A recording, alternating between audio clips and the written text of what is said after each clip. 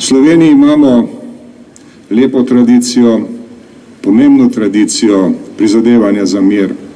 In če tudi je bilo včasih treba seči po orožju, to nikoli ni bilo drugače kot v obrambi in na koncu v prizadevanju za mir.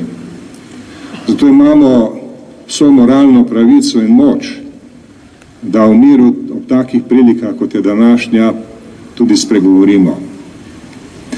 In današnje razmere po svetu so čisto posebne razmere. Slišali smo poslanico generalnega sekretarja Organizacije Združenih narodov Antonija Guterreša, ki govori o nujnosti, da si prizadevamo za mir skupaj. Združeni narodi so letos razglasili, da drug drugemu nismo sovražnik, da je naš sovražnik virus. Sam bi dodal vprašanje, če je to sovražnik. Virus je naša skupna ovira, nekaj, kar moramo skupaj premagati, in premagovanje virusa je naša skupna naloga. Ni pa treba, da govorimo o sovražniku. In seveda, če razmišljamo o virusu in o današnji pandemiji kot naši skupni nalogi, se moramo vprašati, ali je bilo storjenega dovolj, ali je bilo tisto, kar se stori, ali je bilo tisto, kar se je storilo, pravo. In moramo biti v skrbeh.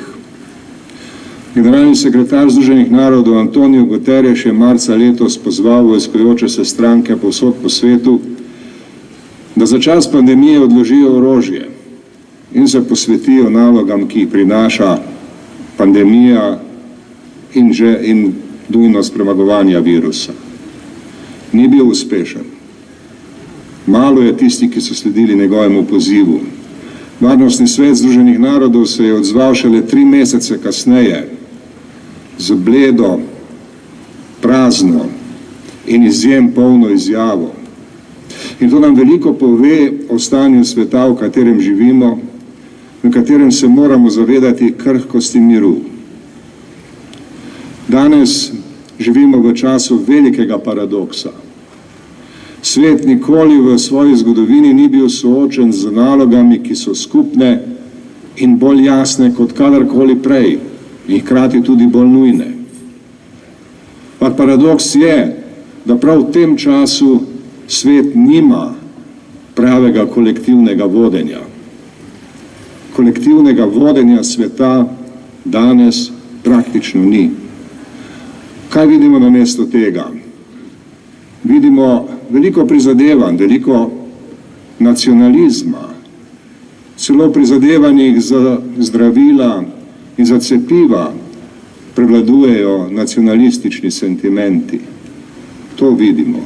Vidimo veliko napetosti, veliko groženj, veliko rožljanja s sankcijami, temi sprevrženimi idejami o tem, kako pravzaprav se lahko vojni izognemo s tistim, kar se v mednarodnem pravu imenuje sovražna dejanja, ki še niso vojna.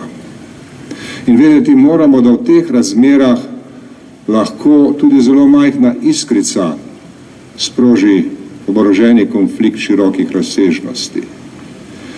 Mir je nedeljiv in zato si ne smemo zatiskati oči pred stvarmi, kakršne se dogajajo v Aziji in na Daljnem vzhodu. Tudi te lahko povzročijo vojne širokih razsežnosti, ki bodo prizadele nas, vse nas, tudi nas, ki smo na tem trgu danes. In vedeti moramo, da to, kar se dogaja danes v vzhodnem Sredozemlju, ni takšna nevarnost, ki bi jo lahko omejili na jutranje časopise ali večerna televizijska poročila. To je nevarnost, ki je zelo realna, ki lahko povzroči velik konflikt. In v teh časih opažamo tudi, da vojaške organizacije, ki so bile ustanovljene v preteklosti, niso ustrezne in niso sposobne zagotavljati miru. Evropska unija, naša skupna širša domovina, se nikakor ne uspeva vzpostaviti kot pomemben dejavnik mednarodnega miru v svetovnih razsežnostih. Razumemo, tu so notranje delitve, tu so druge prioritete, tu so Stvari, zaradi katerih razumemo, da Evropska unija ne more odigravati tiste vloge, za kakršno bi želeli, da bi jo imela. Pa vendar moramo biti tudi v skrbeh.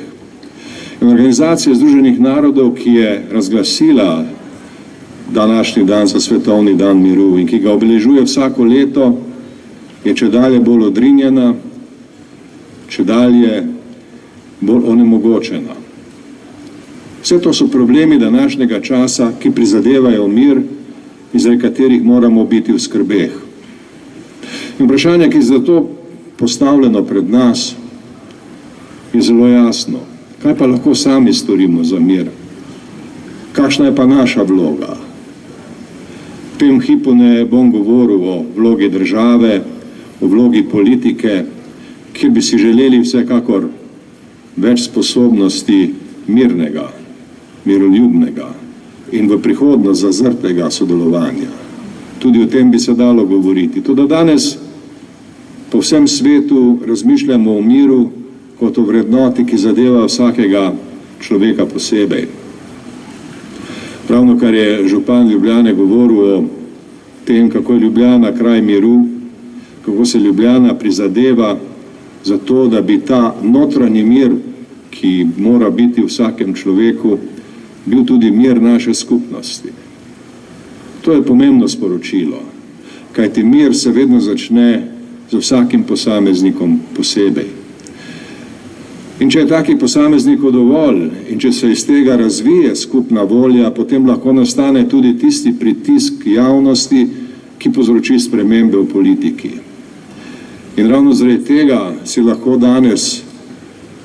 si danes moramo želeti bolj kot kdajkoli prej, da bi se postopoma izoblikoval pritisk javnosti, ki bo pomagal ne samo premagati pandemijo, ampak tudi vzpostavljati vzorce sodelovanja najprej v ožjih skupnostih, nato pa na svetovni ravni, ki bodo pomagali, da bo svet prišel do pravih rešitev za prihodnje. Danes svet nima kolektivnega vodstva. Morda ga bo jutri imel. Ampak hitreje ga bo imel, če bodo ljudje povsod po svetu ta poziv skupnemu prizadevanju, k kolektivnemu vodenju, kolektivnemu prizadevanju za mir povedali dovolj glasno. In temu je posvečena tudi današnja slovesnost. Naj še enkrat poudarim. Zelo sem počaščen, da ste me povabili na to slovesnost, na to plemenito, prisrčno slovesnost, na to slovesnost, kjer se pokaže naša etika in kjer upam, da bomo našli tudi poti, da se mobilizira civilna družba. Hvala lepa za vašo pozornost. Želim vam, da bi današnji dan miru pomagal, da bi v miru živeli vsi mi, naši otroci, naši vnuki in svet v prihodnje. Hvala lepa.